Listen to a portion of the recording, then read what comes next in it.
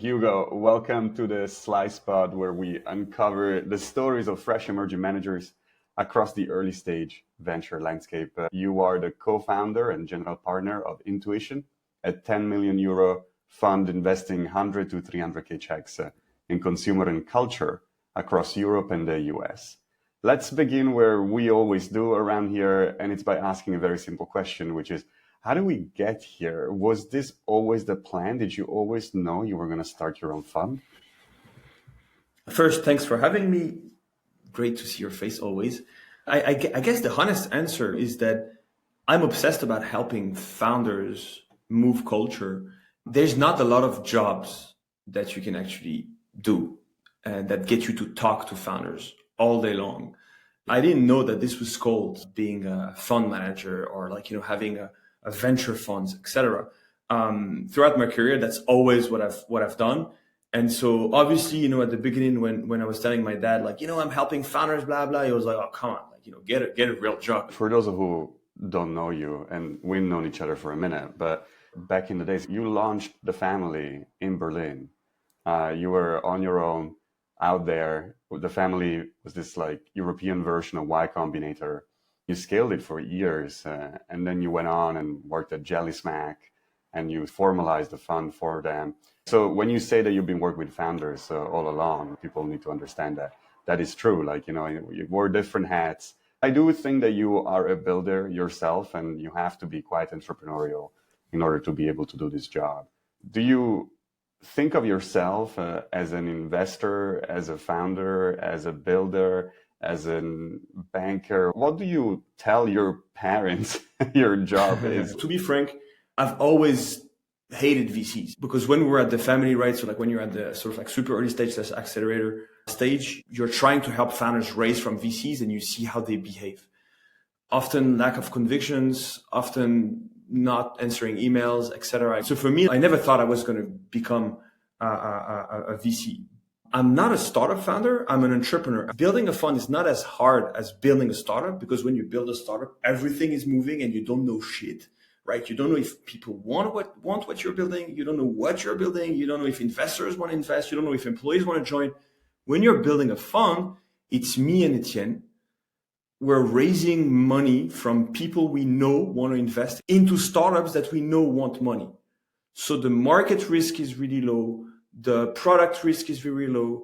The people risk, because we're not hiring anyone, is very low. It's just the two of us. So of course it's entrepreneurial, but I'm not a founder, as a startup founder. I'm just a capitalistic entrepreneur. And that's a good hybrid. When you become a VC, there's a big temptation to look at your core assets, like the founders, as a indifferentiated mass, right? When you talk about deals, I've seen a deal. Have you seen this deal? Have you seen? No, you're talking about a founder with a company. You have to keep the empathy. And if you're talking to founders all day long and you're talking about deals with other VCs, you lose that connection a little bit. And so for me, it's always about keeping this founder mentality and not becoming a VC that feels disconnected emotionally. And that's difficult. It's a constant tension. You have to care again and again. And not a lot of people can actually keep doing this on the long term. And I hope I will. Where did you learn how to do this? What part of your previous experiences prepared you to know? Because, you're talking about there is no risk, etc.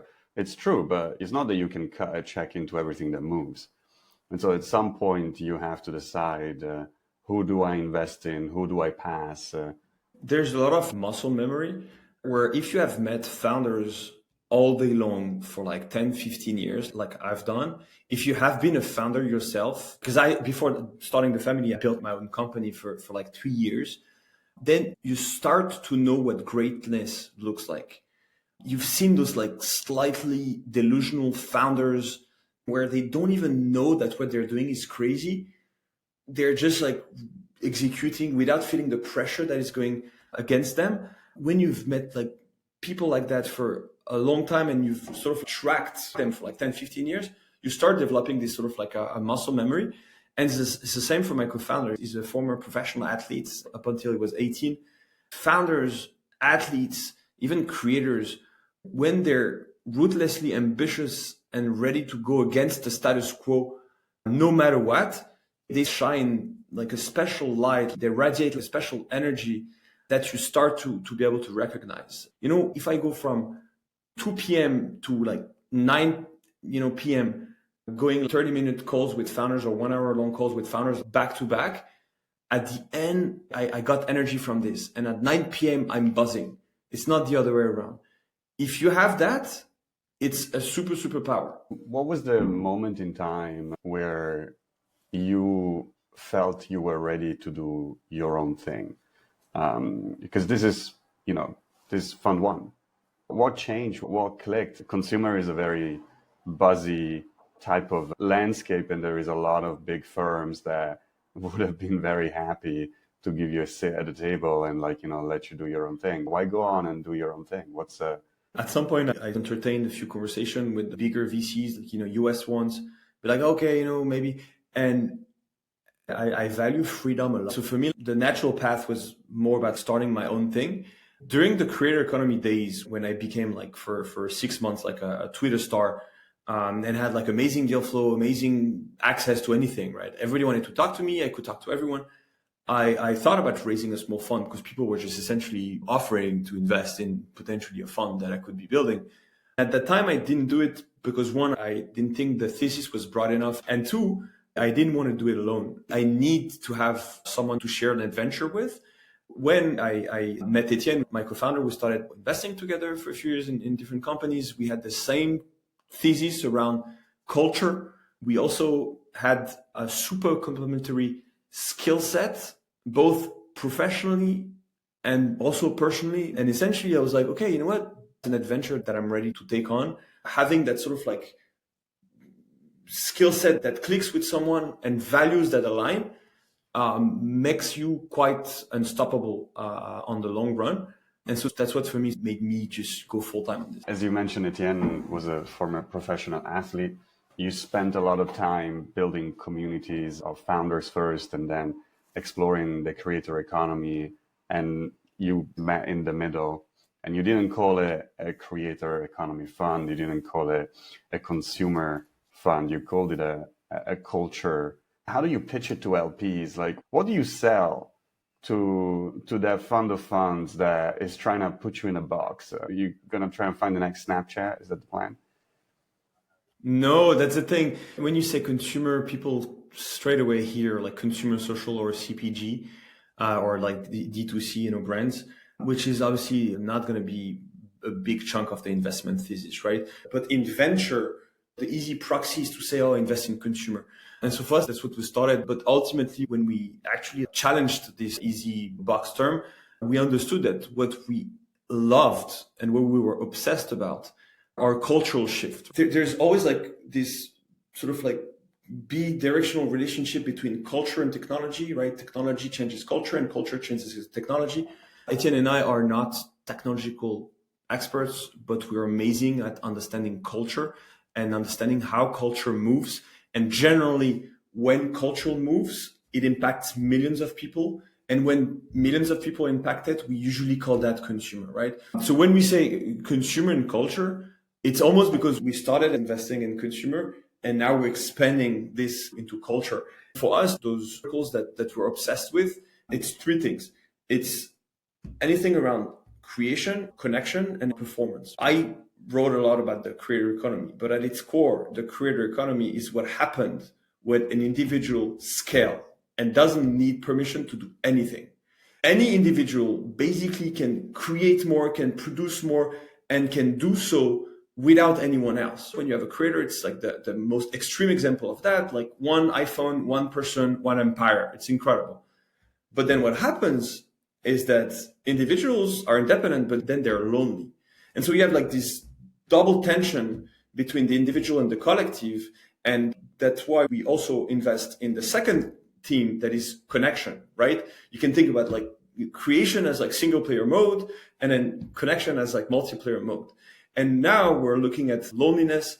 And so we're investing as well in those sort of like social experiences, like social tools, social platforms, gaming. We're also like investing in anything that becomes community first, could be fintech, could be sports, could be health, a lot of things are becoming like multiplayer experiences and help individuals connect to something greater than themselves. And third, obviously, with Etienne, a former athlete, we invest in health, longevity, sports, in fitness, in mental and physical performance in general. And so when we pitch LPs, we essentially talk about culture more than we talk about consumer, because in the end, it's a better proxy to understand what we're trying to achieve. That's very clear. What is the pitch to the founder instead? Like, what do you bring to the table on that side? Yeah, it's the more interesting question, because a founder, the feedback loop is super direct. The founders, especially at the early stage when things are moving a lot, when they talk to you, they feel like they're heard, like they feel seen, they feel understood. And this feeling already is 80% of the value. They're like, okay, you don't think I'm crazy, and maybe you're more crazy than me. You believe in this sort of like delusion, like future. Often, like, I cannot judge if something technically is feasible or not. You know, like, I'm investing in like AI simulation to test like consumer messages. Technically, I don't know. So I'm going to refer to other people to actually know if it's possible or not.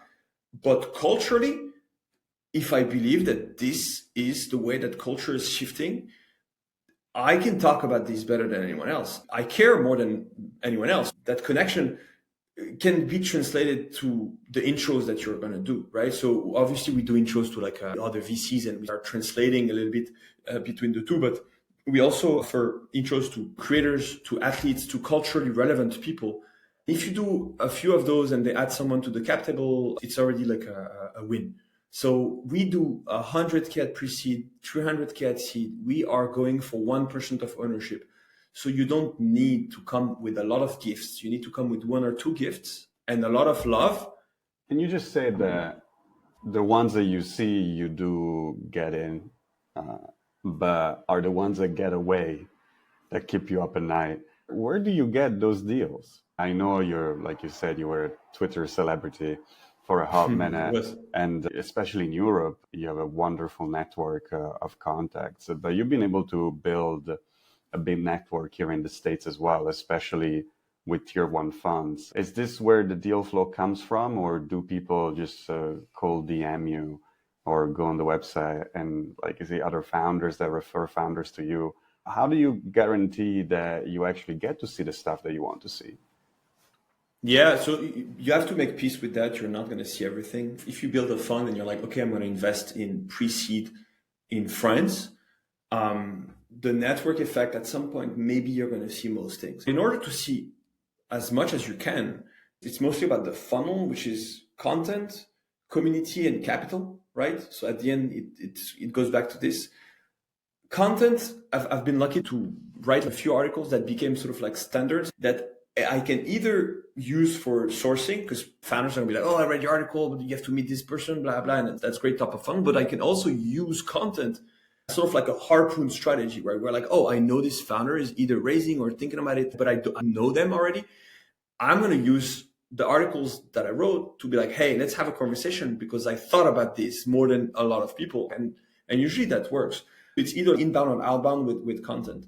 We've built this sort of like community infrastructure where in 8 cities in Europe and US, we gathered the early stage consumer and culture crowds, mostly founders, like 90% founders, and then a few investors that are obsessed about the topics like we are. So every 3 to 6 months in all of those cities, we are physically there. What that creates as like an unfair advantage, because events are easy to do, but they're tough to actually excel, and especially to do it like on the long term. What's amazing about this is that just like when you post stories on Instagram, right? Like you post a story on Instagram, people see, they respond to you, you start conversation, you're like, oh, you're in the city, blah, blah, let's meet.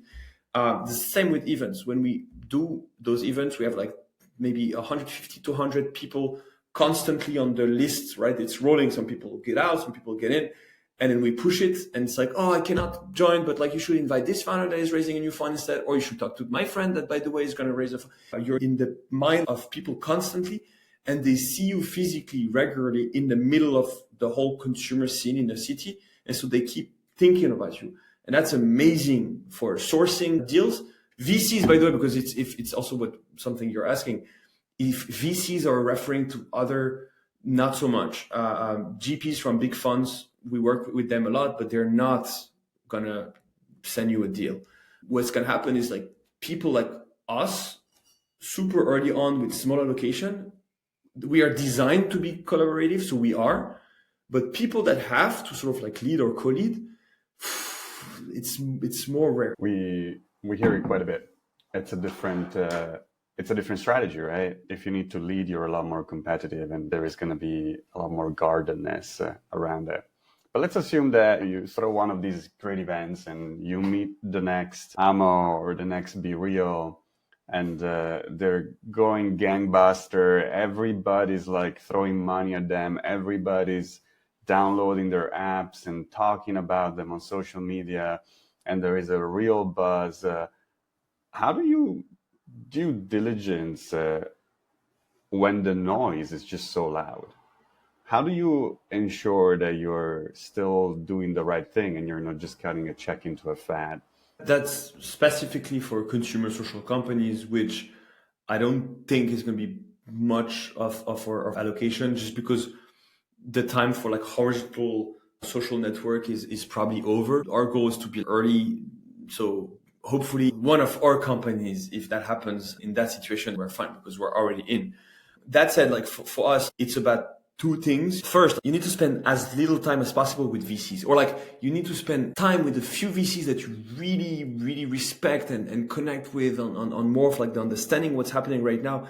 And you need to talk about deals as less as possible with other VCs, because otherwise you're going to be like every human, you're going to be tempted to behave, mimetically. And this is not necessarily where great returns are made. We look at the team, and the team is a function of three things: passion or obsession, quality of insight, and then like clarity of vision. And then two, because we're building for millions, we're investing in companies that are going to move culture, so impact millions of people. We have to decide if there is a cultural shift, right? Like if there's the possibility of a cultural shift. And we have to understand, like that moment, that inflection point, so that like the adoption curve, is about to rise. And this is super, super difficult, because as early as we are, everything is mushy. Everything is about intuition. And that's why we call the fund intuition, because both the founders, because we're early, and the teams, because it's culture, is mostly about intuition. So of course, it's always about system one thinking and system two thinking, right? What I'm hearing is that your degree of interest and passion around the structure of thought that brings together you and your founders is what actually turns out to be the value add for the founder themselves. Having a thought partner that can help them navigate the capital landscape, but not so much, because I think that the people you invest in have quite good knowledge of what they're doing. It's more so somebody that can feel comfortable talking to a person and a team that shares very similar values and can have a stimulating conversation that is not just about, okay, here's the next deal, how do I win this, how do I place money in this, which is usually early stage. You're just going like very rapid, you're deploying money as fast as you can, small checks, can't spend too much time on things. And so the depth and quality of the conversation is a little shallow. What you're offering is a more educated and stimulating partnership, which I guess it probably reflects in the events themselves, right? Yeah, 100%. It's the quality of these events. Let's talk about it, because when you first pitched me the idea, I was like, that makes a lot of sense. It's very hard for a small emerging manager, 10 million fund, to be able to do what you do. There's enough work as it is, pitching LPs, finding deal flow, managing the administration and everything else. And then you throw in a culture tour every 6 months. I know why you do it. How do you ensure that you're going to be able to keep doing it? Is it meant to be sustained? Can you sustain this level of quality, this level of detail, this level of craft around culture for intuition as you scale, or is this a hack to get from 0 to 1? It's both. Of course, it's a hack to get from 0 to 1, but it's a hack that I've been using for more than 10 years, and that I keep using even if I don't have a job. So like I don't have a choice but to gather people around topics that I'm obsessed with. I don't have a choice but to write about the topics that I'm obsessed with. It just so happened that the topics that I'm obsessed with are at the intersection of culture and technology always, for as long as I remember being in front of a computer. So I don't have a choice. Of course, at some point, we're going to be in the middle of a lot of things and we're going to do less events maybe. But the fact that we did those events while we're fundraising and while we're deploying at like the most crucial moment of almost like of our fund's life, if we can do that now, we can do that always. So maybe we're going to do we're going to do one event every 6 months. Maybe we're going to invent new formats. We have more ideas, but it's always going to be this thing that we do because we just don't have a choice. Like I have to do it because if I don't do it, I become frustrated, I become unhappy. And it's not even just about the returns or about the strategy, the community Trojan horse. It's because I have to, right? So that's why I'm confident, and also like I'm quite geeky, and so I automate a lot of shit, right? I put the manual work where it's needed, the care, the craft, but then I have a lot of things that are automated, from the CRM to the event building, and then like we're just hosting like a consumer drinks at like a startup office. I want to keep it like as low key as possible. So then like most of the focus is on the curation and the vibe and not what's around it, right? Because if you do like a crazy event with like blah, blah, and then people feel like they feel the product is the event and not themselves. For us, like, the setup is so low key that you understand that the value is you. And so that's something that is working and cheap, It's like every event, maybe we pay like $200-300. You just mentioned automations, that you put the care and craft in things that deserve it, and then you just automate the rest. And I feel like one of the big things for emerging managers in general is how do you keep all of your ducks in a row? There is a lot to do. There is a lot of context switching. You are the platform, you are the deal maker, you are the advisor, the founder advisor. Dig a little deeper in that automation piece. What advice can you share to other fellow managers who may not be as savvy, or maybe just need like a little nudge to get on the bandwagon? Easy. You need a few things that are going to either change your life or not change, and like make it a bit like easier. I use Airtable because it's very, very flexible in terms of CRM, and I have like an extension that is called LinkedIn to Airtable.com, literally something like that, which creates like a button on every LinkedIn profile where you can click and it adds the profile to Airtable. I think it's also for Twitter, but I use it only for LinkedIn. Then you use like whatever tool you use to like get the email, and then like you populate your things. With this, when I enter people, like they're tagged, and one of the tag is just like invite to the event, right? What I use next in order to like either send a request on LinkedIn and automatically tell them like, hey, I run events, like you should join the next one, and so they enter my funnel, is that I use a soft called A text, like A, like the letter text, which is like this text expanding tool. And so every time I say things more than like 10 times, I sort of like create like a snippet of it, and just like with like 2 types, like boom, it populates like with links, the deck, the pitch, like, and you constantly like automate this. So you basically, you're invincible. And I also use that like with the text expanding tool on iPhone. So then like I can also on the go, share the deck, share my calendar, share this, share that. And that's amazing. Then I use Superhuman like everyone, because just for a simple reason, because it's so synced between desktop. So you can actually like remind me if blah, blah on the go on your iPhone. And that just changes the game for me. And then like I use something that is also incredibly powerful, which is text.com, text with the S, which is a unified inbox, both on mobile and on desktop, for all of your LinkedIn, Instagram, WhatsApp, blah, blah, where you can do like remind me if, right? So I can run my business, which is a conversational business, both on email, which I'm super responsive on, but also like on WhatsApp and LinkedIn, basically. And if they don't reply, I have a reminder, all of those things, right? So if you have that setup, you have leverage. That's the thesis of the fund. Individuals get leverage, they get lonely, they need to connect. Is now part of Automatic, but the pieces of software that has been the most consequential for me as an individual. Highly recommend it and endorse it. But I agree. There is ways that you can sort of like augment the human and you no longer need a team to do what used to take like 3, 4, 5 people to do. It's now something that can easily be automated.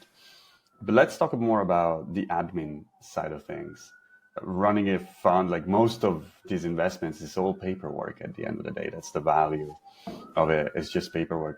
How did you settle on your fund manager, which I think you guys are on Roundtable, right? And Yep.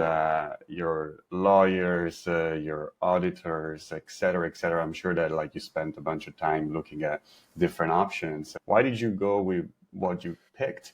And what did you wish you knew at the beginning of that journey that you now know that you're going to take into fund two? We picked a platform called Roundtable, which is essentially the AngelList of Europe. They started as like infrastructure for SPVs, and now they're doing like infrastructure for funds. They're based in Luxembourg, and for us, that's something we absolutely wanted to do because we're raising from the whole world and not just Europe, but we are still based in Europe. Roundtable, from what we've seen, we're the first fund to be launched with them, right? So we've seen the whole thing, are the best at product and processes. So for us, everything is externalized to them. The admin, the fund management, even the wiring, like everything is outsourced to them. They have a team of people and they have products so you can do your deals and onboard LPs like a breeze. So for us, like I'm a happy guy. Like I am not struggling with admin. It's probably taking like 10% of my week. It's nothing. So I can only say that, if you're in Europe, you should consider it. That said, for fund two, I don't know yet, but I think I'm going to do it in the US. And so there is no Roundtable in the US yet. And there are other people and I don't know them and I don't know how incredible or not their solution is. So hopefully, the whole sort of like a game step up for everyone. And in 3 years, we have the same type of partner over there. You started raising this fund like 9 months ago, something like that. Yeah. How has it been? It's obviously for the longest time of that 9 months, it wasn't a great time for an emerging manager to go out and raise a fund. What are the tales from the trail that you can share, that you'd like to share? And do you see the climate changing right now, approaching Q4 of 24, first rate cut in the bag? Is it helping you out at all? I don't know yet. I think most times when you talk to like emerging managers, based on their previous experiences, space, area of investment, they're going to have lessons that are absolutely not applicable to you. For us, the story was very simple. Like we're two guys obsessed about culture with a complementary skill set, with some form of great sort of potential VC track record, but we've never worked in VC, right? So we're underdogs. What we had to do was, let's do a first close quite early on. We started fundraising around January, February. We did the first close around like April, May. And then like we started investing and actually executing on the crazy pitch that we had. So 6-9 months ago, we had a theoretical pitch based on what we've done before. And now we've actually executed and have one, an amazingly strong thesis, two, incredible community leverage, and three, actual cool deals that we've gone into. So obviously now I can tell you like, whoa, like the fundraising environment has changed. But no, like actually my pitch also has been delivering on the promises. You have as an emerging manager to mostly learn from what you're seeing from yourself, constantly iterate, go through the sort of like super highs and then the super lows. So it's that type of thing where the journey is entrepreneurial. Like I mentioned, like I am not a startup founder, but it's still entrepreneurial. And it's really hard for people like us that initially have no easy logo to put on as like former Sequoia and so on and so forth.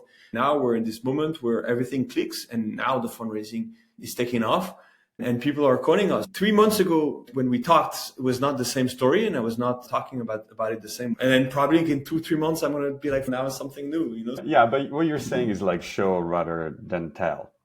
And I think that's pretty common. You really have to be an entrepreneur to get into this line of business without that 5 years at Sequoia, 7 years at Lightspeed, the first fund manager, $100 million Series A. Like you have to have the entrepreneurial spirit of like jumping from the plane with no parachute on and figuring things as you go. And like you say, do a very quick first close, start executing on the thesis, and then go out to like your N2s and be like, look at what I've built, look at what I'm doing. And then there is already a portfolio there. And it's not, don't just bet on what I'm saying, bet on what I'm doing, what I'm delivering. And a lot of folks, I feel, are a little shy of putting themselves out there. And they, especially if they come from an established logo, they do feel like they want to have security and safety, that there will be a full fund close, it will be for sure done, there will be fees to be collected, there will be deal flow to be executed, and probably if you wait on that to happen, it's never going to happen. Let's talk a little bit about competition. What are the other intuitions out there, if there are any, and does it even matter if there is a bunch of you out there competing on the same deals? Because like you mentioned, you guys are collaborative by nature, but there must be some level of competition out there, or not? No, not really. I'm super competitive. If you play FIFA against me one day, like you're going to see I'm super competitive. I never get angry against my opponent, but I do get super competitive. For example, like there's a fund manager that I absolutely love. He's investing in our fund. I would have invested in his fund if it was the right time as well, and if I had the money. He's Sasha Kaliski from Creator Ventures. Super similar thesis, obsessed about slightly different things, but we talked about the creator economy and the loneliness and this and that, like for hours together, right? But there's not a moment where it's either or, him or us in a deal. We share each other deals. Like we're not like sharing the Airtables directly, but we do send deals into each other quite often. I think for us it's easy for that layer.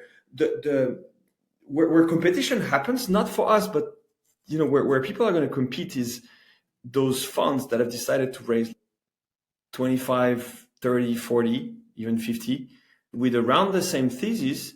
Co-leading or leading rounds is much more difficult because you're getting eaten from both sides, from those big funds that just need to take a big chunk into the deal. And they're like, I need my ownership, it's 10 to 15%. So, they're going to just play shoulders.